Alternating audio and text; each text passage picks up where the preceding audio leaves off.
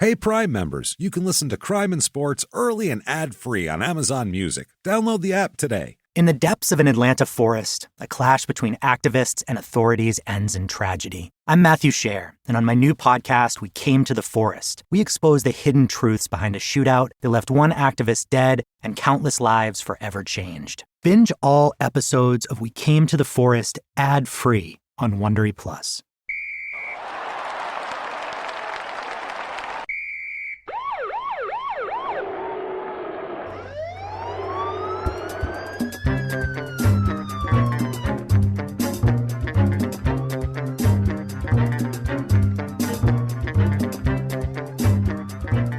Welcome back to Crime and Sports. Yay! Yes, indeed. We're here, and we are excited to be with you. Welcome back. My name is James Pietragallo. I'm here with my co-host. I am Jimmie Whisman. We could not be more thrilled. First of all, thank you guys for all the new iTunes reviews. Yeah. Like we always say, that means more to us than anything. Yeah. That warms our hearts as well as makes us go higher on lists and charts and things, searchability and things like that. So it means the world to us. That's our revenue is iTunes reviews at this point. Please help us out with that if you could. Takes 30 seconds. We'll love you forever.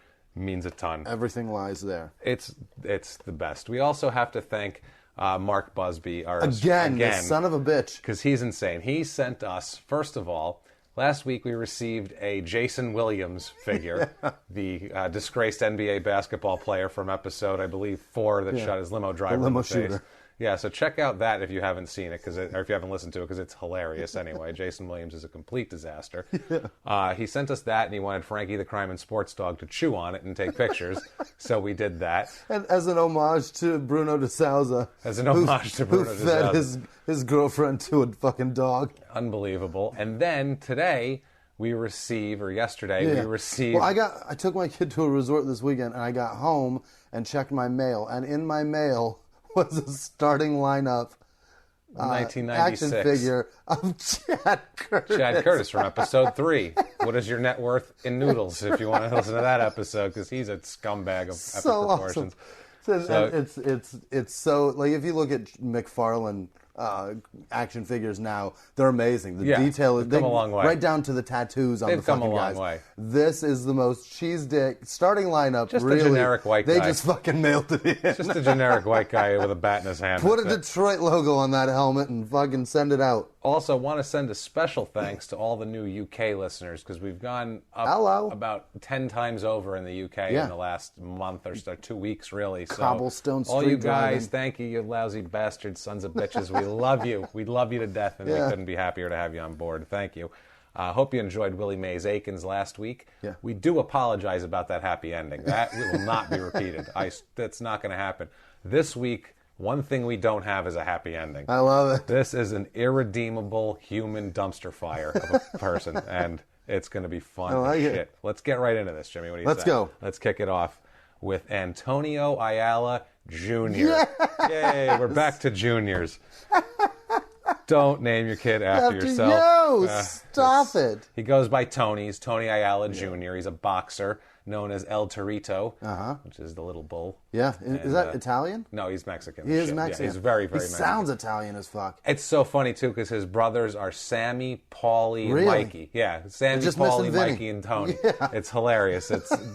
Because the boxing culture, this makes sense, though. The boxing culture, back east, like my stepmother's father was a boxing trainer, and it's kind of they're all just a bunch of old guineas. That's who used to run boxing back in the day. It was old Italian guys, old fat Italian guys. With big hair. I think these guys would just kind of incorporate that. You know what I mean? Like, yeah, I'm going to be an Italian. That's so everyone I hang out with, all these people are Italian. I don't know, but he's born February 13th, 1963. All right. He is from San Antonio, Texas. Almost a Valentine's baby. Almost a Valentine's baby. And he's a lover, we'll say, what year? this guy. 1963. All right. And everything, he starts really young. His father's a crazy person, first of all. There's plenty of evidence that I'll read later on, but just... In Latin San Antonio, Texas. In San Antonio. His father's an ex-Marine. That's not what makes him crazy. He that's what makes his dad crazy. Well, he fought in Korea. So, I mean, his dad's he's a whatever. He's fought in the war, and he's very demanding of his sons, of course, and of everybody. Those military dads. A lot of drinking. Yep. All the kids boxed. And it's a dad that grew up in the 40s, probably. He grew up, he talks about the Depression. Like, he talks about when he was a child, his father would smack him if he had too much milk to drink because they needed the milk. Yeah. Whereas the kids always say he always made sure there was 3 gallons of milk in the fridge so we could have as much as we want, like shit like that. So he tried to spoil them, but he also was very hard on them. He made them box, all of them, very early. He started boxing early. Tony Ayala Sr. Started boxing when he was a kid in the 30s. He was a boxer, too. He had to quit and get a job to support the family and all that. And by the time he could get back into it, he realized that it was too late for him to box. So, but let's live vicariously through the children. Why don't we? So, especially the one I name after myself. Yes, we get Tony. And Tony Jr. is the third in the line, too. Really? He's not the oldest. He's the third born. That's pretty wild. It took him to the third before they had to name old Mikey and Sammy first, because I don't know if he had some guinea pals he hung around the gym with that he needed to name kids after. But so, yeah, he starts boxing very young. He has a troubled childhood. Yeah. This is one thing here. This is the only time you'll feel bad for Tony Ayala Jr. here. Apparently, he gets molested pretty good for about 2 years. Pretty good. He gets... Or pretty bad. Pretty bad. Well, I mean, if the guy wants to be being a molester. But he gets molested... for 2 years? We'll say, for 2 years. Pretty good. It sounds pretty hilarious. Good. It's got a pretty good diddling, let me tell you something. He got taken. I mean, that's nothing to laugh about. It's a horrible thing. He got molested for 2 years, point, though. Yeah. That'll fuck you up forever. From 9 to 11. He said it was a family friend, and I guess this guy tormented him. Formative years. It's terrible. And this makes him an angry guy. Weird. Very, very angry, as we'll see later on. It comes out in everything he does. Great for his professional life as a boxer. Yeah, where you can take out your aggression. Yeah, where aggression is at a premium, but not so great, with the ladies, we'll say. It's like when they were small children during professional bouts in San Antonio, because his father was a trainer and he had lots of boxers, the kids would fight each other between the fights. As like between fight entertainment. Yeah, like a baby fight club. Yeah, never heard of ring girls, apparently. Do we want scantily clad women telling us what's coming up next, or shall I send my sons out there to beat the shit out of each other? Fuck my kids up further. Yeah, let's do it. Hey, where's the one who was getting molested all the time? Let's get him in the ring. Come on, Molesty, get in there. See if he can show us dip your your rage. hands in some glass, you little fucker. Yeah, show us your rage, buddy. Now, 1970, his older brothers are really good boxers, too. His brother Mike, in 1973, wins the Golden Gloves flyweight championship.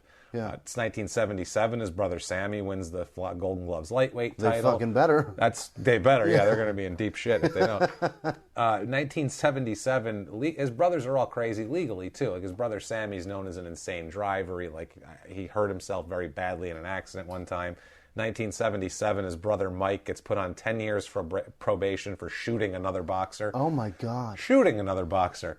Did he lose the fight? This is a sport where you're allowed to go punch the guy repeatedly until he is physically unable to continue.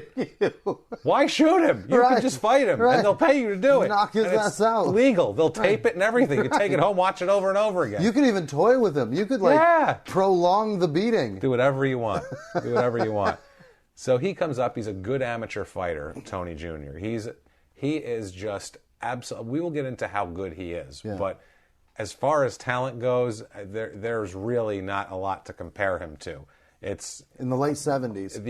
It's just the upper echelon. We'll get to a quote from Lou Duva later, who's a famous boxing trainer, who was Holyfield's guy. Right. And he compares him to some of the greats favorably, as we'll see. And what did he fight in? What weight class? He's 154. Okay. Is his primary weight class. Okay. And he goes up to a little bit, but he's in, and this is the prime time. He's coming of age to where he's coming into it in the early 80s, where it's Leonard, Hearns, Hagler, that middleweight division, and he goes up to middleweight from welterweight, and it becomes really this focal point of boxing, besides a couple of big heavyweights, obviously, at the time. But before he gets to that, unfortunately, he's 15 years old on December 23rd, 1978. Yeah, he's a kid. Yeah. He's a kid at this point. It's 2 days before Christmas, 1978. He's at a drive-in, the Mission Drive-In Theater in South San Antonio. He goes into the woman's restroom. Oh, my God. And attacks an 18-year-old girl. Oh, my God. In the ladies' room. Tore off her pants and underwear. That's a strong kid. Punched her several times I'm sure he and did. smashed her head against the toilet repeatedly while trying to have his way with her. She had a severely bruised kidney and a ruptured bladder. Wow. I mean, he beat this poor woman silly. Like in the Big Lebowski at the beginning. Ridiculous. Absolutely. Yeah, it's horrible, this guy. He's 15 years old. No shit. She was 18 years old. That's this girl. unbelievable. It's insane, right? And at the drive-in, bro, you're supposed to bring your own. Yeah. You don't go grab somebody else's. Who knows? He probably had, because at this point he's got a girlfriend, this Lisa Paez, who stays with him for the duration on and off. And bring her, bro. Who knows? You don't have to go beat up a chick. That's the thing. It's all about rage. It's all about this guy's got problems, man. Yeah. And it's substance problems. He starts doing heroin at a young age. Wow. Drinks like a fish. Wow. Gets very violent, aggressive. Obviously, he's attacking women. Gives chicks swirlies while he rapes them. Now, at the same time, this does him well in the ring. In 1979, he wins the Golden Gloves middleweight championship. In 79? Yeah, the next year later? Yeah. Wow. This is still not all wrapped up yet. Wow. This is all kind of suspended in midair at this point. So they don't know that he did it, or what's the deal? He's being All right, we'll charged. get to it. Yeah, he says... And as a fighter, he was just amazing. Here's a guy named John Whistler, who's from the San Antonio Express News, and he follows him a lot. He's like their sports kind of boxing guy. And he says, quote, he was a phenom and they just protected his career. Even the local judges. Everywhere he fought, it was a headline story. This was a once-in-a-generation fighter, maybe once-in-a-lifetime fighter, and it was playing out right here in San Antonio. Wow. So what he's saying is that this guy is a once-in-a-lifetime type guy, and they're letting him go because they see it. He's the LeBron of boxing. He's the LeBron of boxing, and they're not going to let his reputation be sullied. And he's a hometown boy. They don't care. They just want him to be... Like LeBron in Canton. They want him to fulfill his Akron, potential. or wherever the fuck he's from. They just want him to fulfill his potential. Further family problems here. 1979, his brother Mike has a WBA featherweight title bout. Oh, boy. This is a big deal. Yeah. And he was expected to win easily, and he loses because he was on heroin during the fight. It comes out later. He took heroin before the fight, which he said he did several times. Apparently this time didn't work, and he ended up losing the fight because he was on heroin. They say when you take heroin, I've never taken heroin. They say when you do heroin, it feels like you're laying in a bathtub and you're drunk. Mm-hmm. Why the fuck would you want that and you want to while punch you people box? I bet I could hit him better. Haven't you seen Pulp Fiction? Like I mean, when John Travolta's driving that red Cutlass through L.A., and he's just like dazing out. You want to box I'm like not that? thinking top tier fighter No, when I look that's into his eyes at that why point. Why put all that training? I'm thinking nap time. Yeah, why throw that training out the window when you can just fight and win? So this comes up again. Maybe it's like golf though, and that's like he's like, I'm better than this guy. I should probably my handicap on this fight is heroin. It's heroin. My handicap on the next fight, maybe a little bit of weed, but this one is definitely heroin. This one's going to be heroin. If it's somebody better, you take steroids to get up. Yeah, you get on Craig Titus's regimen, and you're perfect. A handicap boxing. That'd be amazing if they did that amongst themselves.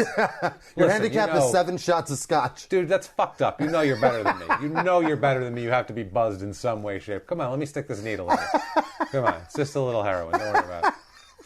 It's good, buddy. Come here. Tony's handicap is childhood rape. Chasing him with a fucking needle and a spoon. Just, no, wait, come here, trying to suck it through a fucking... It's pathetic. So I love this. March 28th, 1980. I think we're onto something, by the way. That should be a fucking sport. That should be a sport. Yeah, handicap. Well, not hand. That would sound wrong. Right. Boxing done by handicap. Right. Not boxing with a handicap. Boxing. I mean that would sound. I think they do terrible, handicap boxing somewhere at a nightclub or something as a gimmick. As a gimmick. 1980, March 28th.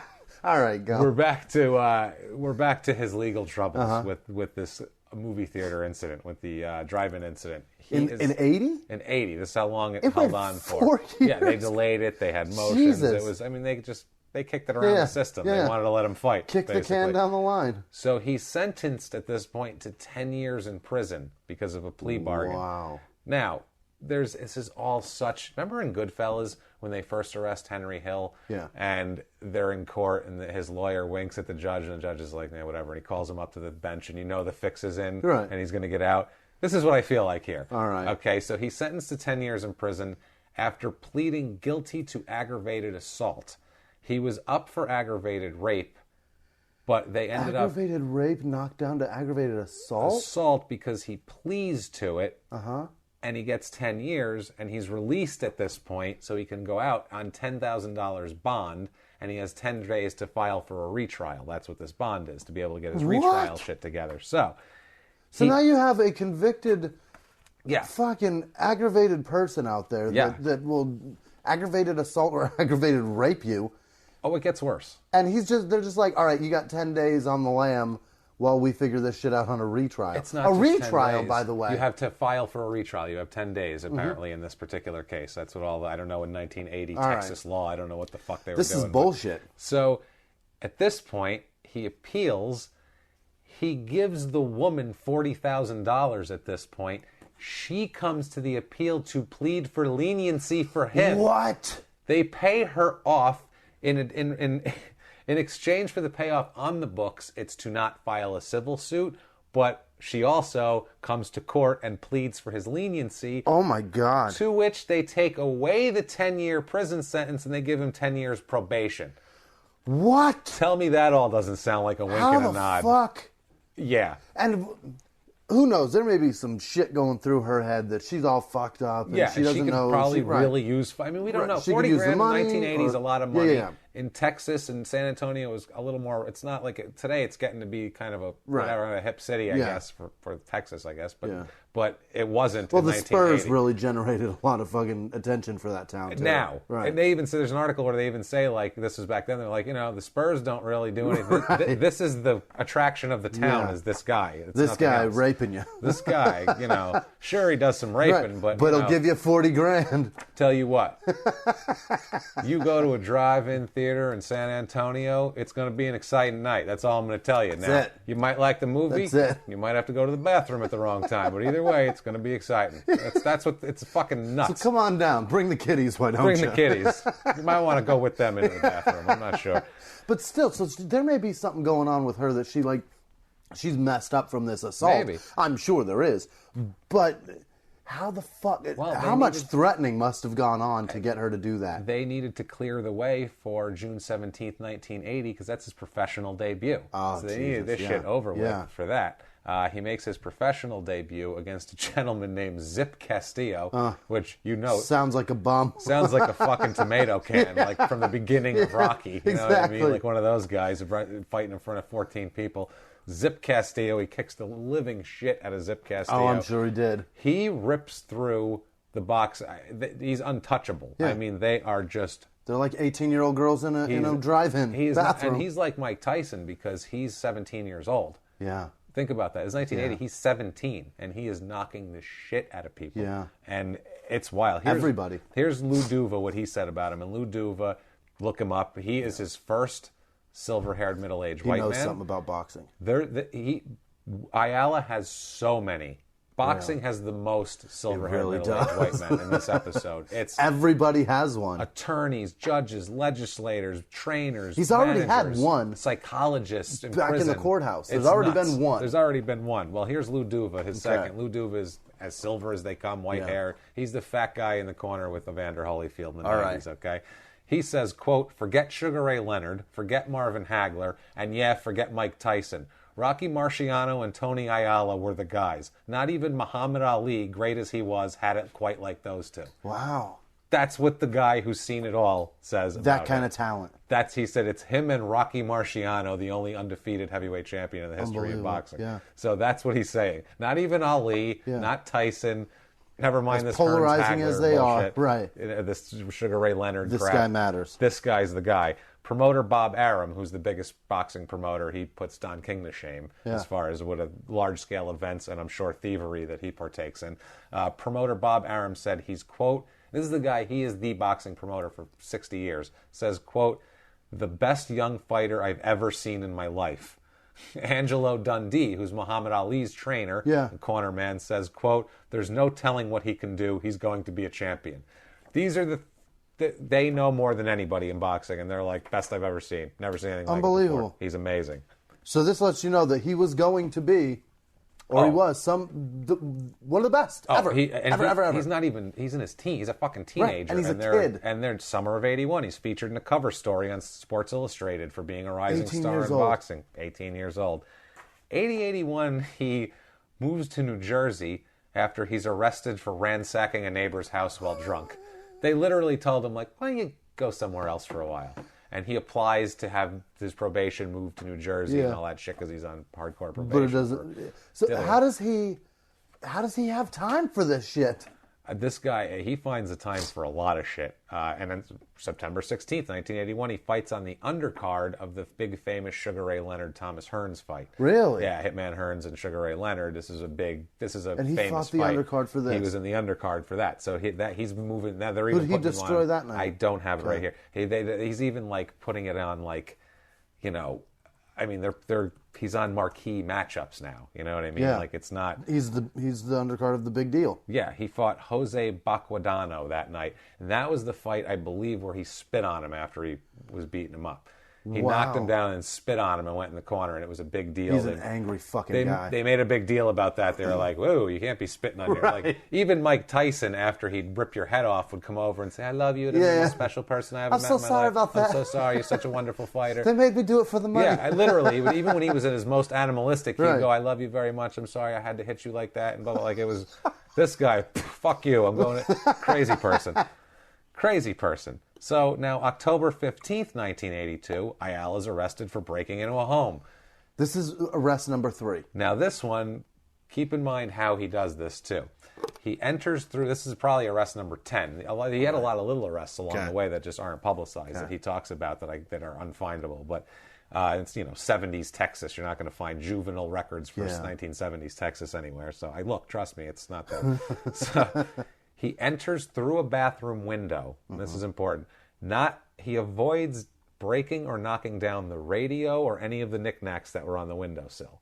So he's a slick enterer. So keep that in mind. Smooth cat prowler. He was still in the home when the police arrived. So hard to deny it. He was drunk, as usual. Most of these things we'll find he's staggering blind drunk, but still has the wherewithal to skip over the shelf with all the knickknacks. Absolutely. On it. That's why he's that drunk and he's still a cat burglar. He's found in the place with some of the homeowner's possessions in his pockets. So you don't get any more red-handed than that. No, it's done. But you would expect now, okay, he's got a record, he's on probation, he's breaking into people's houses. Lock him up for a little bit. We're going to lock him up for a little bit, teach him a lesson. No.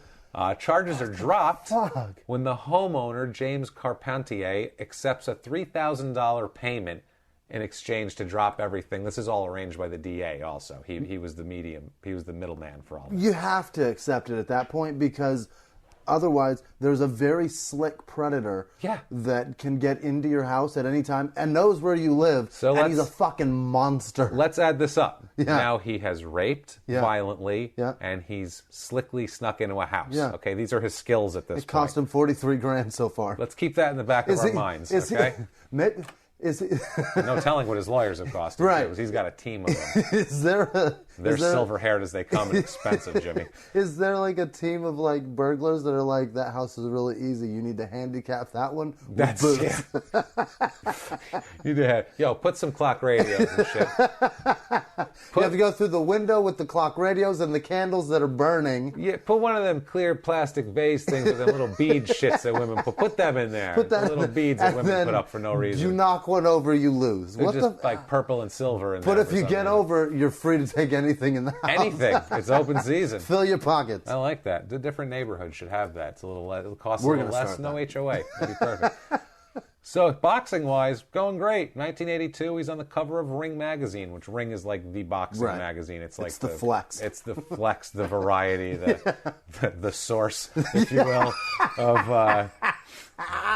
the Rolling Stone of boxing magazines. Now, he fights on August 1st, 1982. He fights Robbie Epps. Now, the Robbie Epps fight. This is a guy who's formerly trained by his father. Okay. And he had left the camp and apparently had been talking some shit about the Ayala clan. Oh, that's not a good move. Tony is not a happy guy. No. I believe it's the third round. He knocks the shit out of him, knocks him down, and does not stop beating him. The ref can't get him off him. Literally, Lou Duva and the corner people have to pull him off the guy as he's pummeling his downed body at this point. Unbelievable. Almost and it takes forever to get Lou off a stool to cheer you on. Yeah, he wasn't even spry in 82. I mean, I'm saying that Epps took a wallop before Duva got in there. It's like Luigi, who's been on vacation for 20 years, and he's had some some cannoli, and he's just been relaxing. So, yeah, he's almost disqualified. That's how bad he does this. He ends up winning the fight anyway, because he just pummels this poor Robbie Epps guy. So he's having problems at this point. A lot of problems, as you can tell, emotional issues. So much so that on August 24th, 1982, he checks himself into a clinic in San Antonio for a minimum of 30 days. Yeah. That's his sign-on. It is for substance abuse and, quote, an attempt to solve emotional problems.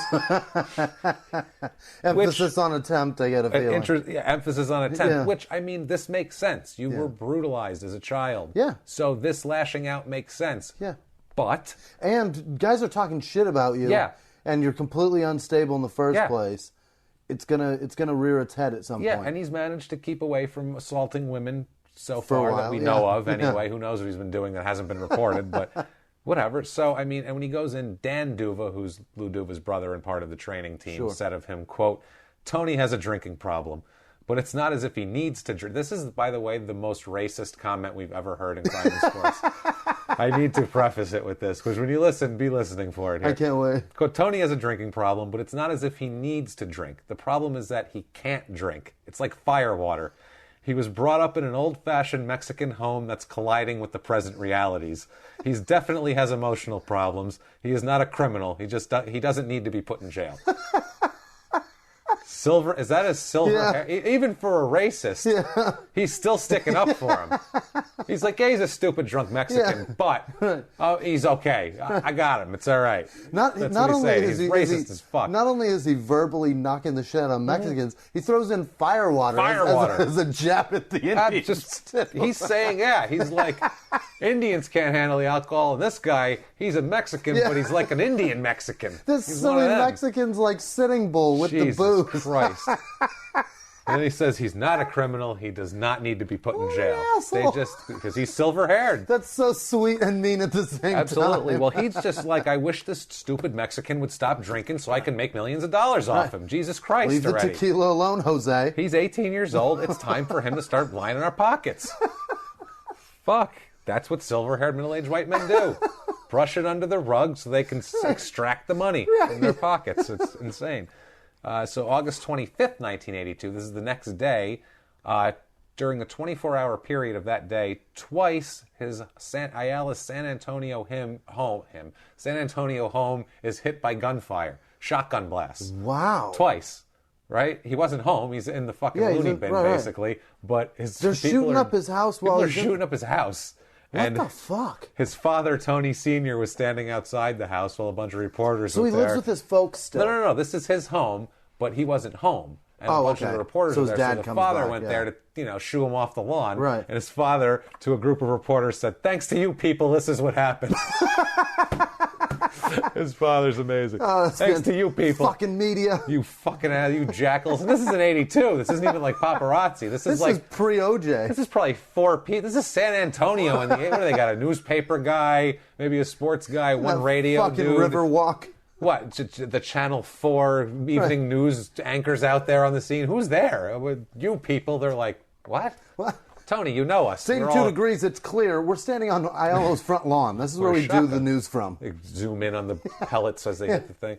So throw it over to Weather. He's got the green screen thrown up in Ayala's window. Yeah. So, Jesus Christ. So after all this, he's having a shit time. He's had his arrest problems again. So his wife leaves him at this point in 1982 after the arrest thing. In 82, he's married? Yeah, he's married already. He's 19 years old. He's 18 years old. And he's married. He's married. Having his house shot up. Having his house shot up. He's in the loony bin. He's done more in 19 years than I've done in my entire life. I've never raped anybody ever. No. And he did it by the time he was 15. He got raped. He did some raping. Knocked out a chick. Knocked out a bunch of dudes. Oh, full-grown men. Broke into houses. Had his shit shot up. He's 19 years old. Owns a house and has a wife. He's already beat rape charges, too. I mean, that's adult shit. Yeah. Beating a rape charge deal. is like, that's an adult asshole thing to do. That's like a 37-year-old's thing. So, yeah, at this point, he's contemplating suicide. And he contemplated suicide. And in their own words here about his suicide, he says, quote, I definitely considered suicide. It was an option. I stuck my gun in my mouth. I mean, I really love my wife, and she just left me. How could you blame her? No shit. Yes, yes, and no shit. That's a very answer to that. That's a very obvious statement, man. So after all this, he's out of the loony bin now. It's November 20th, 1982. It's in Convention Hall. It's a convention hall in Atlantic City, New Jersey. He defeats Carlos Maria del Valle Herrera. That's a fucking name. That's a name. Thank God he didn't commit a crime. That's a beautiful name. That's a man that gets laid a lot. I wouldn't want to have to say every five, like if we did an episode on him. So Maria del Valle Herrera does this and that. Maria del Valle Herrera. It would be fucking really. That's a shit Twitter handle too. You have to shorten that because I can't fit James Pietragallo. They won't let me have that. Della Villanueva, whatever his fucking. I can't have Jay Pietragallo because of some cock-sucking attorney in Pittsburgh. So I get Jimmie P is funny. Anyway, moving on. So this is the setup for a title fight. Mm-hmm. This is it. This. He needed to win this bout, and he's getting the next thing is a title fight. Yeah. He is in line. He signs a $750,000 deal to fight the title for the title in the next match here. It's against Davey Moore, and it's supposed to be in May of 1983. So. This is the coronation. Yeah. I mean, he's going to rip Davey Moore's head off. I mean, it's a known thing. He's going to kill this guy. It's a coronation, man. I mean, imagine his Christmas that year. He must have felt great. There's white smoke coming from the chimney like the Pope. It's like Norman Rockwell in there. You see, there's this little. Oh, it's amazing. They're drinking cocoa by the fire. It's beautiful. He got a little Red Ryder BB gun for Christmas. It snowed like a son of a bitch in San Antonio. Yeah, it comes out early. He's on the January 83 cover of KO magazine. Oh my God. Which, by the way, you can get on eBay, a copy of this, autographed by Tony Ayala Jr. for $29.95. Buy it now. That's a deal. Right now. So that's a deal. Check that out. That's not bad. He's on the cover looking young and shit, smiling, looking all post-rape, and he looks great. But he's 19, for Christ's sake. But, I mean, still... The coronation, these next 5 months are just going to be him just puffing himself up, getting ready to take a head off, right? I mean, that's what you expect. That's what I expect. Yeah. New Year's Day, 1983 is the only problem because in the Rose Manor Estates in San Antonio, where he has an apartment, Ayala breaks into a neighbor's apartment. What the fuck? I'm sorry, this is in West Patterson, New Jersey, the Rose Manor Estates, where he is. He is shit-faced, beyond drunk, breaks into a neighbor's apartment, a female neighbor's apartment. Oh, no. She's woken up now. This is the scariest thing I've ever heard. This is frightening. This is like, I would assume that women, if they live alone, if they're frightened of anything, this is what they're frightened of. I would think. Okay, she is woken up by the sound of her bedroom doorknob opening. Oh Jesus! Think about that. Okay, it's a 30-year-old woman. She said she could see him by the light of her alarm clock, which sounds so. That's how you would film a scary scene, Jimmy. You would be like, just the 12 o'clock. Whether it's the red numbers or the green ones. Whatever. Either way. You would, You'd want the red ones to set the tone of the fear. And he entered by cutting a screen and going through the kitchen window without breaking anything With at all the knickknacks on the kitchen window. Exactly. So he has practiced all of his crimes coming to fruition here. He has an MO now. All of his practice rounds are adding up here. He pulls out a knife. The one he cut the screen with, I assume. He cuts her underwear off of her with a knife, which is fucking horrific. Frightening. As frightening as it comes. He ties her to the bed using her socks. This is an awful person. This is the worst thing ever. This fucking guy making it so personal. Is a complete and utter piece of shit. She'll never wear those socks ever again. Never. First of all, they're stretched kingdom come. Right. They're never going to stay up. All the elastic is gone. Because I assume they'd have to be like those long 70s socks that go up to your knees with the 3 stripes on. Those are falling down. A tie. You can't, one that comes up past your under your ankle. It's like when you wear with shorts. You can't tie a woman to that. That's neither here nor there, though. But this horrible scene is ensuing. He ties her, rapes and sodomizes her. Oh, God. Because he has to go around the fucking horn here. He can't just... not to make a joke, but Jesus Christ, this guy's a maniac. It's all free. You may as well. He's a maniac. So then he goes into the next room, which is her roommate's room. Oh, no. 29-year-old female roommate. Tells the roommate that your roommate's all tied up in the other room, and I'll kill you both if you call the police. That's what she says. So he goes back to her, leaves her. I don't know what he thought. He was shit-faced drunk, and he didn't think this out real clearly, real thoughtfully. The roommate then crawls out of her first-floor window, by the way, little side note, does not break any bones. No legs. Because we have calcium in this fucking country. Thank you. Sorry, UK, but eat a cheese stick. Listen to Gavin Grant, episode 12, if you don't know what we're talking about. I think it's 11 or 12. So anyway, back to this horrific nightmare of a scene here. She takes off, runs to a neighbor's house, calls the police. The police arrive. Leaves her tied up with a madman with a knife. Well, I mean, she did go to call the police. Yeah. I mean, that's smart. She had to go. This is pre-cell She was probably next. Yeah. Who knows it? She doesn't know if he's killing her in there. You got a goddamn knife. You got to get safety. Yeah, That's you got to so go to scary. safety, and you got to try You got to help. choices to make, and she made the right one. Yeah. But just leaving and having that thought in the back of your mind has to be so terrifying. It had to be, but I mean, that's just fight or flight. I think at that point, gotta go get help. That's exactly. Gotta go get what it help. is. There's no cell phone. She probably didn't even have a phone in her room at that point. In 1983, not every bedroom came with a phone jack. You know, No. They don't now either because we don't use them anymore. Right. But for a while there, every room had a goddamn phone jack. So the police arrive at 5:30 in the morning. Because this happened at 3:45 or 4 o'clock. Find Ayala wandering around the complex wearing only his jeans, no shirt, no shoes, just wandering around. And a knife. He tells the cops, they say, hey, buddy, what are you doing? He says, I'm just going to the car to get my cigarettes. And they go, actually, you fit the description of a guy who just... He's got a knife and is cutting shit off of chicks and tying them up with the stuff. One of the parts of the description was you could smell the booze on him from 8 feet away. And the cops said, whoa, this guy reeks also. So they pick him up, obviously. Right. So that's the morning of New Year's Day. January 15th, he's released on $75,000 bond. What? They let this guy out in the streets. They let this guy out in the streets. This is his second time he's raped a woman. Second time now he's combined them into one big super And now it's crime. not just fists. He's got a legit weapon. He's got a knife, and he is assaulting women Making in their threats homes. of in the killing middle of the night. them. Anyone who comes into someone's home to assault them in the middle of the night, that's the worst person. It's the worst person. That's the worst. Because it's like if you go in the ocean, you get bit by a shark, you're like, well, I was in the ocean, Why so were that you in can that guy's happen. home? Right. If I'm in my living room and I get bit by a shark, I'm surprised at that. It shouldn't happen. That's never happened ever. Ever. I'm pretty sure it hasn't happened. No, I would be shocked if it did. Right.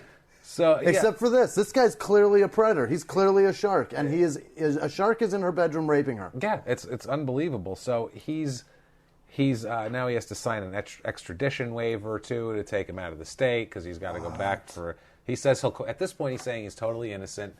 He says he'll cooperate in any way possible. He's down. I want to straighten this out. Yeah. Okay, this is all I want to do. He attains.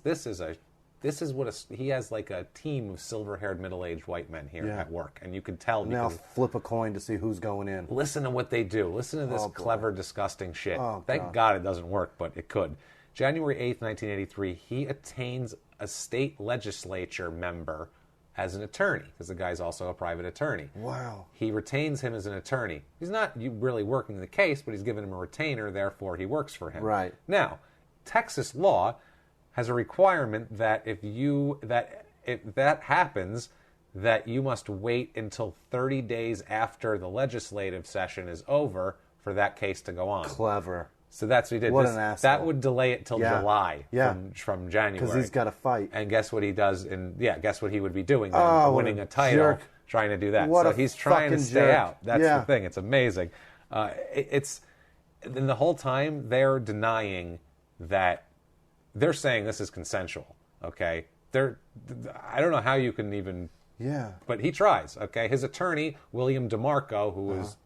Good God, his hair is so silver it would blind you if you shine a flashlight on it, said, quote, the way they publicly say shit about women back then is amazing, too. Like, if you said this now, this guy would be in hiding. He'd be disbarred. He'd be in hiding. People would be picketing his house, for Christ's sake. Or he'd be running for president. Or either one. He'd be a mogul. He says, William DeMarco says, quote, there was a reason why she didn't resist, because she was a willing participant with what happened. He meets a girl. The morality of what happened isn't our decision. And then look how easy it is to point a finger. Jesus. That's what he says. And that man's never been scared of anything in his life. No. Never. Because fear cripples you. Yeah. And it paralyzes you. And it's so much so that it allows somebody with a knife and that 12 o'clock red glow on their face it allows them to tie you up with your own fucking socks. That's what fear does. And this guy has never had that, obviously, in his life. I don't think he's ever felt anything like that because it's even worse. I mean, he says, And even Ayala says, I didn't do nothing that she didn't want me to do. That's his quote on the thing, right? All right. Yeah. She asked for those Hanes to be stuffed in her mouth. They argued, their argument was she invited him in. Yeah. So he is reeking, stumbling, falling over drunk at 4 o'clock in the morning. And she's like, why don't you come in here and tie me up and completely dismantle me? Who's there? Oh, it's just me. Come in here and fuck me. You sound so drunk. This is going to be fun.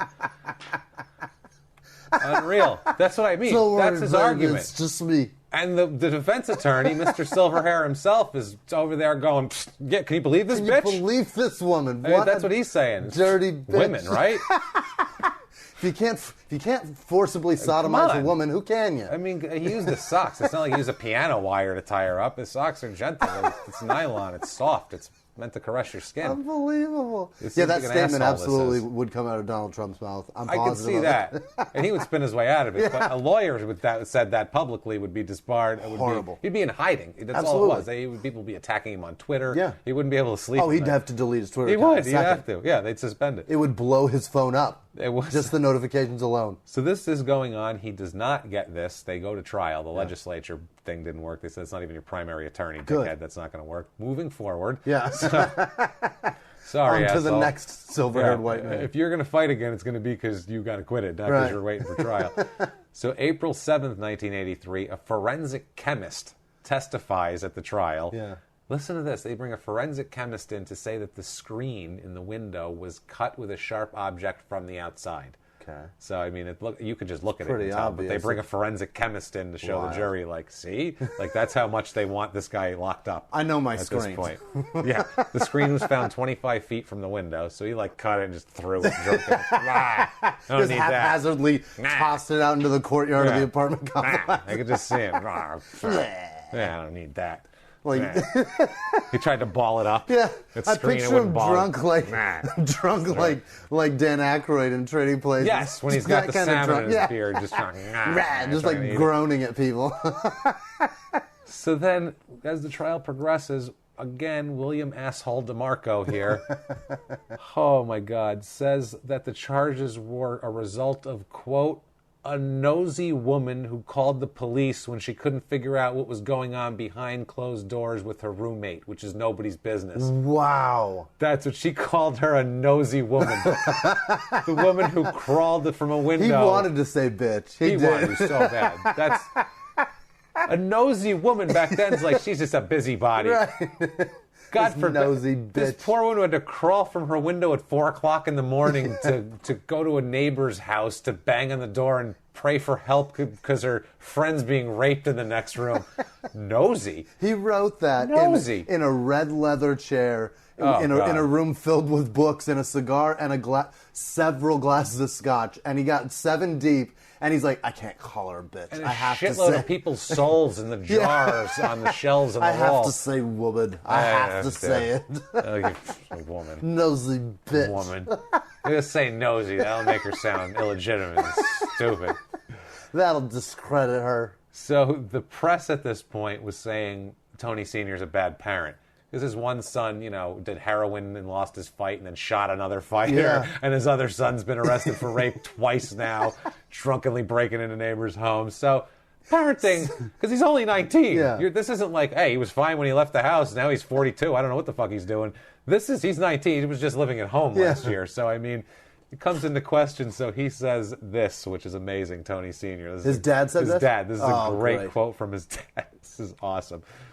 Quote, I don't know why people have created the image that I abused my kids. Look, don't tell me Chris Everett's father didn't do the same thing, or Jimmy Connor's mother. Oh my God. You don't hear nobody knocking them. Why me? I don't know, because Jimmy Connor's never raped anybody, you fucking asshole. Chris Everett never broke into a woman's home and cut her panties off with a knife. That never happened. She's a woman, Chris Everett, a woman tennis player, Jimmy Connors. Right. I don't know why he picked tennis players only out of this group. Yeah, what the fuck is that? Why tennis players? Is that what you're watching, Dad? He apparently was watching tennis that day. He's like, look at this Jimmy Connors. Nobody's saying his dad's a bad dad, asshole. But it's me. It's me. I'm the jerk. Right. All right, fine. I'm the asshole. Just because my kids rape a couple of people, shoot a fellow boxer. What? Come on. So April 13th, 1983, this trial comes to an end, and Ayala is found guilty, shocker. Thank God. After only 3.5 hours of jury deliberation. They were like, the women said that he was the guy, knife, screen, okay, that's good. We're all good? All right, let's order pizza before we get out of here. It took that long to go through the formalities of with this charge, and they all had to write it down on a piece of paper and read them off. Right. That's the only reason why it took 3.5 hours. It's 8 a.m., but we're already here. So let's just wait 3 more hours. And they probably get got a some sandwich. Pizza. Yeah, they got a sandwich. And then we'll worry about this. After we eat, we'll go in. Because then we're going to have to talk to people and shit. Go in there on over. an empty stomach. We're going to be here all day. So they convict him of burglary, aggravated sexual assault, 2 counts of possession of a knife for unlawful purposes, threatening to kill, and terroristic threats. This is what he's convicted of. Judge Sanders at this point. That's a laundry list, mind you. That's a laundry list. At 19 years old. That's where he's at. That's where he's going, and so and he's on probation for a sexual assault. That's right. So this isn't like, hey, it's my first offense. Right. He's literally on the hook for the same fucking thing he just did. He's already a 2-time loser. So May 25th, 1983, Judge Amos C. Sanders denies their request for a new trial. Obviously, no reason to. That they sought a new trial based on jury misconduct.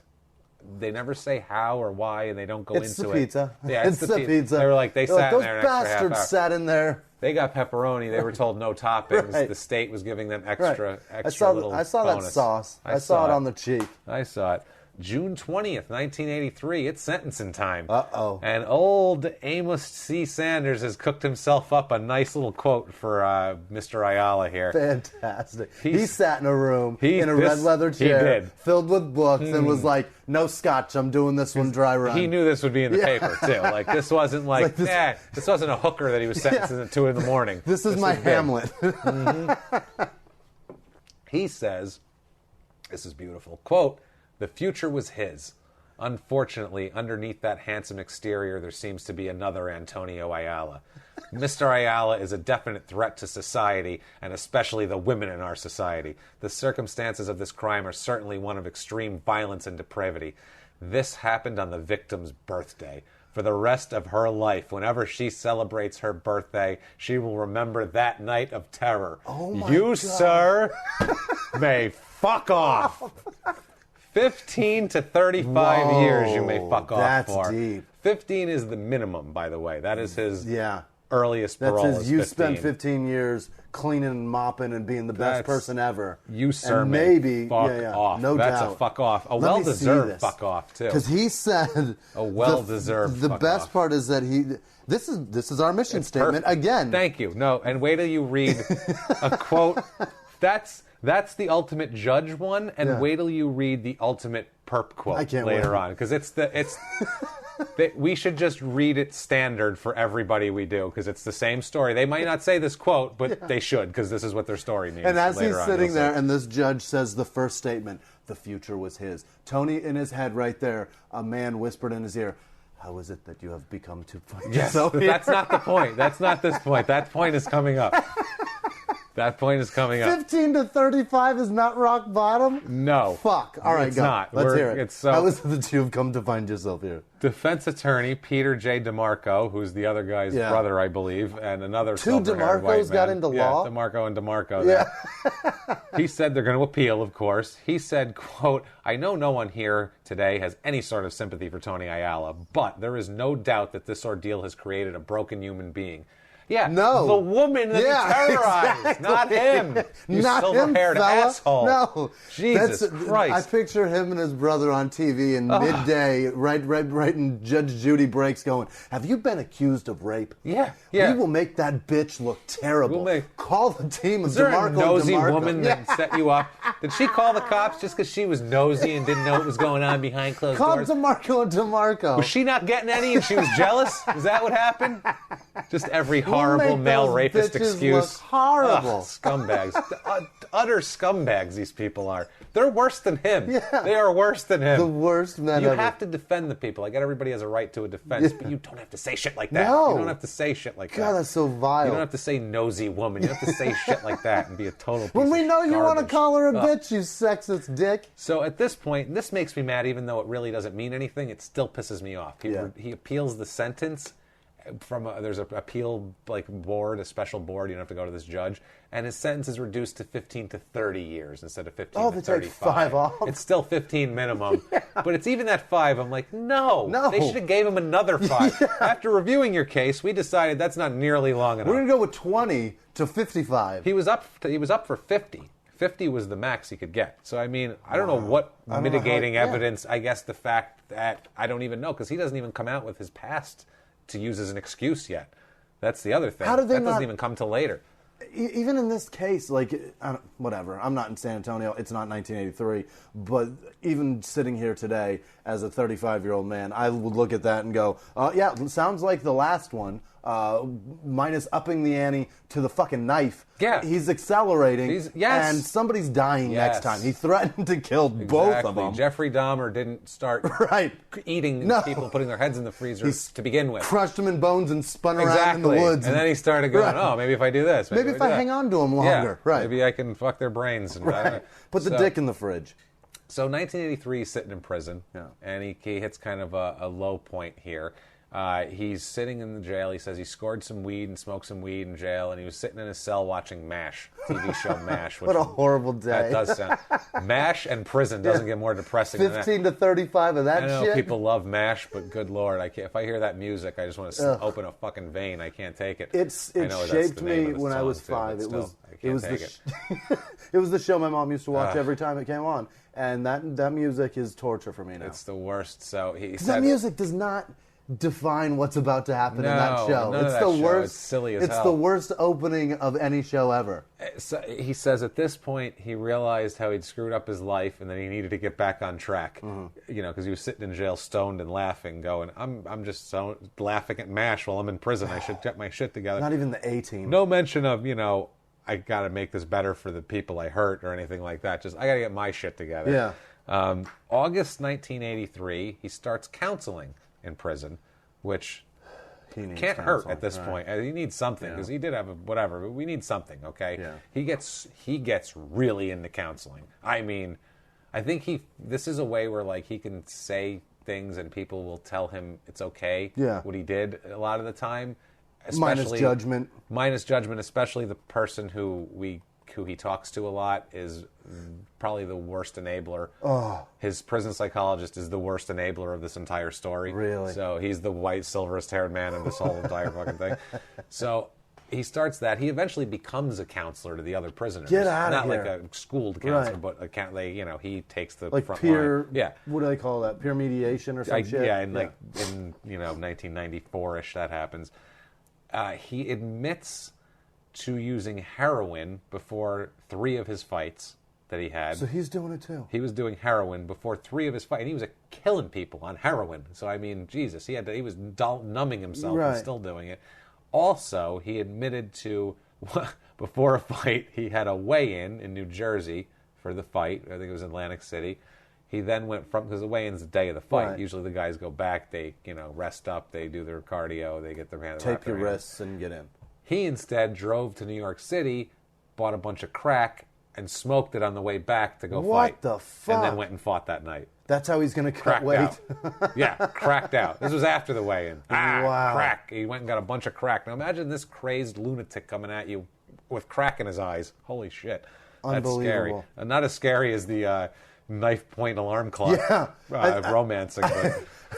If I had to judge between the two of what I want coming at me, I want none of them. None of them coming at me. That's rather fucking have Tom horrific. Paine coming at me. I'd rather have a toddler with a shitty diaper and it's leaking everywhere than that shit. Easy.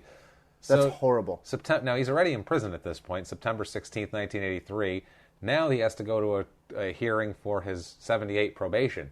That's still going on, too, because this is in New Jersey. That was in Texas. Somehow, he is really fucked up a stretch of 5 years. He is fucked up bad. So he goes to court for that, and he says, this quote from him is ridiculous, too. He says, in their own words, to the judge, while he's begging for whatever, he says, quote, "I'm very, very sorry. I just hope to someday get an opportunity to prove myself. I ask for your mercy, Your Honor. I ask the court to please consider that I've learned a lesson." End quote. What lesson have you learned? There's no lessons. You progressed in your You know what the lesson was? Don't rape. Don't break into places. and don't be an asshole. Obey the law. Obey. I know that lesson. Just that law. When I was 17, I knew that lesson. I don't care if you steal shit from 7-Eleven. I don't even care about that. And Just don't steal rape pussy. the clerk. Yeah. That's all. That's all I ask. At gunpoint, knife point, even worse. Nothing. So Judge Mike Machado isn't buying this shit, and he says, Good. quote, Mr. Ayala, you stood before this court some years before and made the same promise you make now. Gave him 10 years. You, sir, may fuck off. Again. You're already in prison, but you're going to fuck off again. Yeah. And it doesn't matter, though, because this is to be served concurrently. Ugh. So he's in there for a minimum of 15 anyway, so the 10 whatever. doesn't matter. Pack it on. Right. What's the difference? So he whispered, you may fuck off. You may, yeah, he said, you, sir, you know what, why don't you go fuck off? Right. You don't tell anybody. May or may not fuck off. Don't tell anybody. So the family keeps going. January 30th, 1984, his little brother, Paulie Ayala, makes his professional debut with a win. Wins a $400 purse that night. Oh, boy. Yeah. He's not quite as good. He had a couple amateur losses. He was socking it away. Yeah, he was really hooking it up. Tony claims in 1984 that Sylvester Stallone approached him about making his life story into a movie. I kind of believe this, too, because Stallone was into the boxing stuff, and it could be full of shit, but... Yeah. They were also looking for true stories back then, and back then they didn't make the law yet where you couldn't profit off your crime still. So you could still write books and sell movies and shit if you were in prison. So I believe this. Okay. And it's an interesting story, especially for a boxer. It's right. like the prequel to Rocky or something if Rocky didn't rape anybody. Rocky did rape anybody. If we delete all that shit and then just... Delete the rape, and get right to the journeyman time. So Ayala said he didn't want to do the Stallone movie because there's no other way the movie could end besides with him going to prison.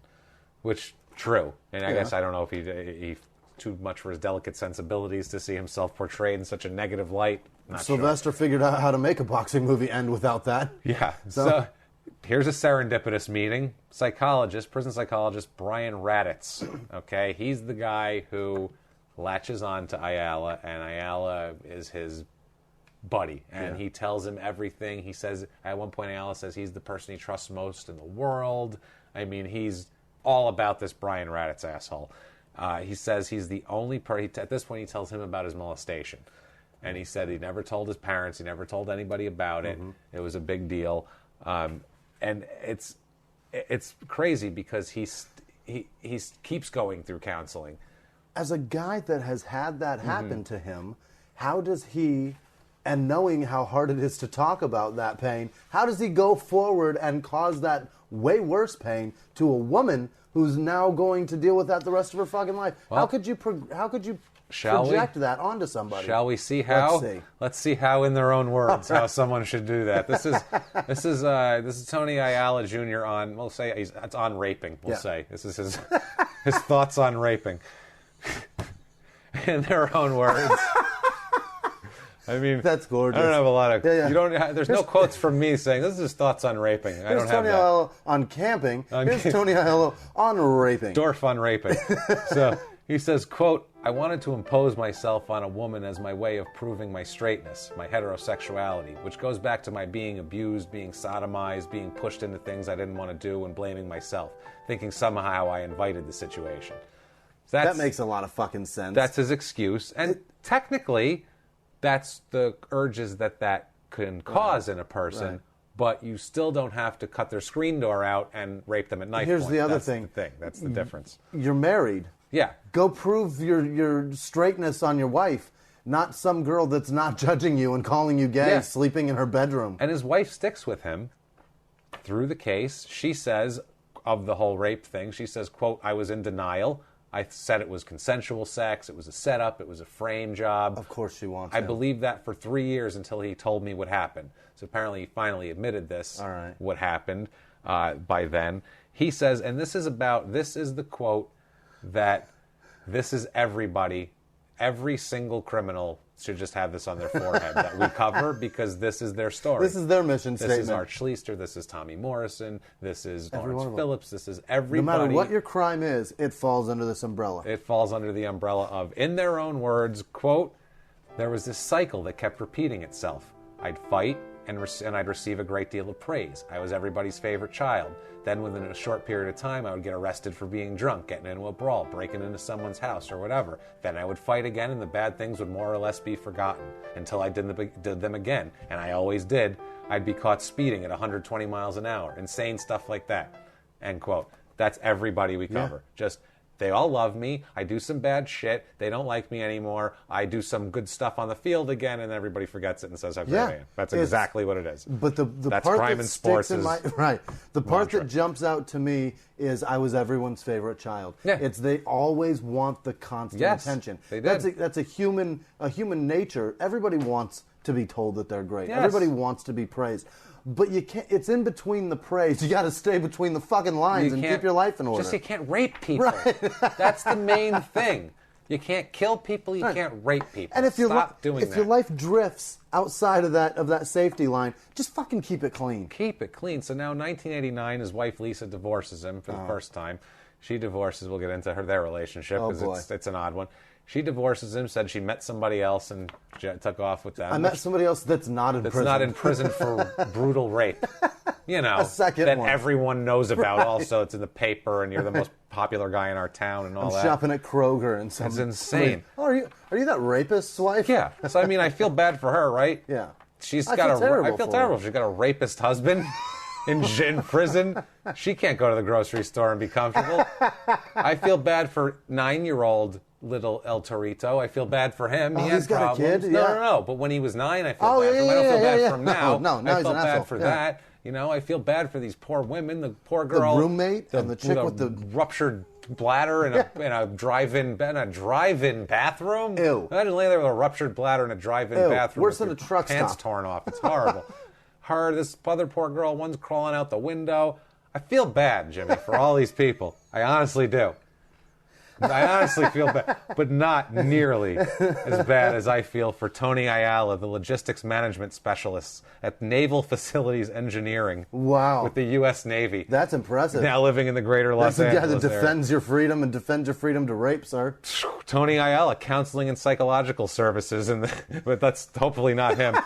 Former case manager at the Santa Cruz AIDS Project, now living in San Francisco. Definitely not him. Tony Ayala, experience specialist at Verizon Wireless. He's from Lusby, Maryland. Tony Ayala, manager at Dollar Rent-A-Car. I even feel more bad. I feel bad for him just because of where he works. I feel so bad for him. He lives in Palmdale, California. Tony Ayala is a, quote, floater at FedEx. Federal Express. A floater. Floating around the bowl in Dallas, Texas. What a shitty job. What a shit job. Anthony Ayala, Nike athlete at Nike, Des Moines, Iowa. This guy's an athlete, for Christ's sake. Perfect. Anthony Ayala, owner at Keep It Cut Landscaping in the greater New York City area. Anthony Ayala, marketing development manager at Coca-Cola Enterprises. But not a rapist. And finally, the one I feel the worst for, Tony Ayala Jr., as he goes by it and everything. Realtor, broker, and owner of Ayala Realty Group, LLC in Melbourne, Florida, where, quote, a sense of urgency is at your convenience. They habla español, in case you're wondering. If you want to buy a house in Spanish at that point. Sense of urgency. So urgent, we'll cut through a screen. We will cut through a screen that'll get you into that goddamn house. Imagine that. I'd like to come over and take a look at your property. No. Please My don't. windows are locked. Yeah. Oh, Jesus Christ. So, February 1992, there's an interview with him. They start talking to him because that's when Tyson gets sent to prison. All right. So they start talking to him because he's a famous boxer that's in prison. And they Same start, thing. what can Tyson expect in prison? And it's this like piece where he's like, hey man, he better not fuck with anybody. You know, like they won't want to fight him, but like, you know, somebody will cut him. You know, they'll just cut him without saying nothing and blah, blah, blah, blah, blah. Nobody ever went near Tyson in prison, we heard. He was, you know, the only thing that was bad with that was they had to stop him from signing autographs because they couldn't have inmates couldn't have valuable items. Will you sign my tuna can? Yeah, because they were like, holy shit, it's Mike Tyson. So you're not Mike Tyson, Tony Ayala. You sign my shank? Yeah, you're not. They're gonna cut him. They're gonna ask him to sign the fucking weapon. He tries to sound like a gentleman through this whole interview too. You know, he's like, he just keeps talking about, you know, Sunday, the hope alive for freedom and blah blah blah. It's ridiculous. He says, here's an in their own words. It's amazing. Here in their own words, quote. In spite of holding the world in my hands, I threw it all away. What most people can only dream of. I had it and I squandered it. Maybe I wasn't emotionally ready at that time to recognize that what I did was wrong. Maybe there was somebody who could have set me straight if I had known enough to seek help then. Maybe it was the fact that I first injected myself with heroin when I was 12. Oh, his logical stuff, and then we look at each other and just start laughing when he says that. That's heroin awesome. when I was 12. Maybe it's all those things. What do you think here? That he said that to a reporter. He said that to a reporter. He said that with a straight face to a man, and that man, because he was terrified of who he was talking to, could not laugh at that. He wrote it down. He said, heroin, 12. That makes sense. He's shorthand, and he was heroin, 12. So 1992. I can't wait to get back into my rental car and drive away from this prison so that I can laugh about my this. Pontiac Bonneville, my 91 Bonneville is going to seem great when I get out of here. Chevy Corsica. Oh, God. I can't wait to get in it. So... 1992, after these interviews, the wife here, Lisa, says that she sees him in interviews and misses him and comes back into the picture. She comes back in. She read that. She read that and was like, the poor guy, heroin. She comes to visit him, and he said that within 10 minutes they were back together and fine. Wow. Yeah. 1995. A 10-minute conjugal visit. That's it. That did it. Now, by 94, he's like leading the therapy groups among the prisoners. He's doing all that. He's trying to be model prisoner, Mr. Whatever. 1995, Lisa leaves him again. This will be a pattern. Found somebody else again. 1996, Lisa comes back to him again. She says, quote, I guess I was trying to replace him, but I realized he could not be replaced. You can't replace a rapist who's in prison. How bad are the other guys? Who was she going out with? That was worse than an imprisoned rapist. He's irreplaceable, damn it. Irreplaceable. Nobody would just attack me at knife point. He's like a Fabergé egg. Like, rare, priceless. Priceless. A Fabergé egg. Oh, He's the God. Hope Diamond. Tony Fabergé Egg Ayala. Tony the Fabergé Ayala. Jesus. So, and then 1998, here come the fluff pieces, because now he's starting to be up for parole soon. Yeah, no doubt. Oh, they're fluffing him up. Really? Like a fancy pillow under an invalid's head. Boy. I mean, just that a young, buxom nurse is fluffing up in an old movie. It's wonderful. Patient's not dead, but he has terminal cancer. Fluff the pillows. Fluff the pillows. Now, in this fluff piece, he talks a lot about the molestation. Oh, boy. Tries to sell that he... Blames it all on that. I'm good now. Yeah. I mean, it's 100% counseling. I'm good now. Yeah. Hey. I harnessed these demons, and now they're going to drive me through life. I know what I did wrong. Yeah. I know it was wrong. I mean, I get it. This is how much I get it. In their own words, quote, tonight, I'll go to sleep in a prison cell. Tomorrow morning, I'll wake up in a prison cell.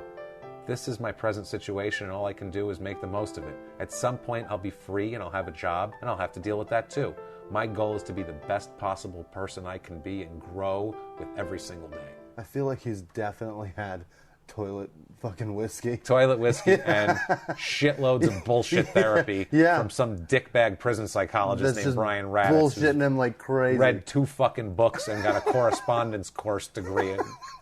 Not even, there was no internet back then. He just sent away for it in the mail, and they sent him a certificate. Next thing you know, he's telling this asshole to say this shit in the news.